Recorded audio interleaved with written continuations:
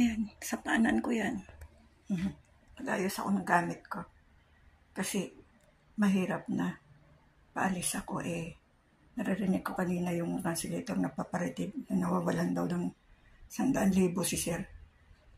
Paano mawawalan dyan? Sila lang naman ang tao lagi dyan. Ako lalabas lang ako dyan maglilinis. Tsaka isa pa, nakapaligid ng hidden camera at saka camera. Paano magkakaroon ng magkakawalaan dyan? Kaya ako natatakot ako dito sa mga gamit ko. Kaya ilalabas ko siya lahat dyan.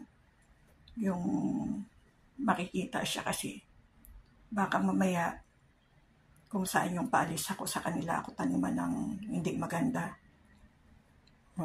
Kasi itong translator, sobrang sama ng ugali nito. Kaya napakahirap. Yan.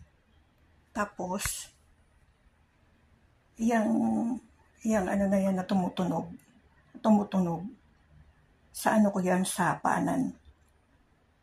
So ayan, ayusin ko yung mga gamit ko kasi aalis na nga ako dito sa 20 kasi nga dapat nga nitong Sabado na, kaya nga lang kasi nagpapahintay yung anak ko dahil nga ginagawa yung bahay na natitira namin. Sobrang maalikabok, may hika ako.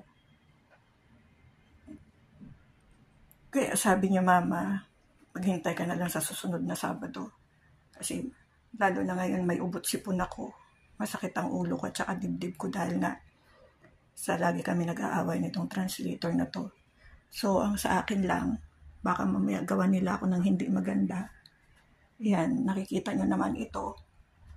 Yung pinto ko may sariling susi dito yung si Serlene. Dahil nung nakaraan, nagpanggap ako na wala akong susi. May susi siya. Kaya magagawa nila dito kung anong gusto nilang gawin sa kwarto ko. Ayan o.